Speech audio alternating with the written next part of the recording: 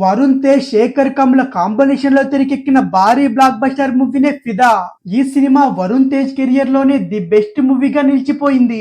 ఇక ఈ సినిమాలో క్యూట్ హీరోయిన్ గా పేరుగాంచిన సాయి పల్లవి హీరోయిన్ గా నటించింది. 2017లో వచ్చిన ఈ మూవీ అయితే ప్రేక్షకులను ఎంతగానో మెప్పించింది.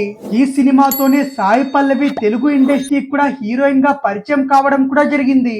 ఇక ఈ సినిమాలో తన యాక్టింగ్ డాన్స్ తో అయితే ప్రేక్షకుల్లో మంచి క్రేజ్ సంపాదించుకుంది సాయి పల్లవి.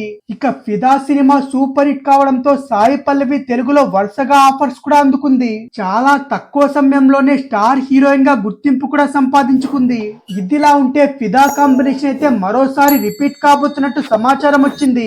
దర్శకుడు శేఖర్ కమ్ల మరో అద్భుతమైన కథను హీరో వరుణ్ తేజ్ కు చెప్పినట్టు కూడా తెలుస్తుంది. శేఖర్ కమ్ల కథ చెప్పిన వెంటనే వరుణ్ తేజ్ కూడా వెంటనే ఓకే కూడా చెప్పేశారట.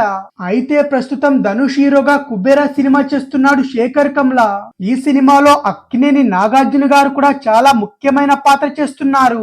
అలాగే వరుణ్ తేజ్ కూడా మట్కా అనే సినిమాతో బిజీగా ఉన్నారు. వీరిద్దరి సినిమాలు పూర్తవగానే వెంటనే వీరిద్దరి కాంబినేషన్ లో సినిమా అయితే మొదలు కాబోతుంది.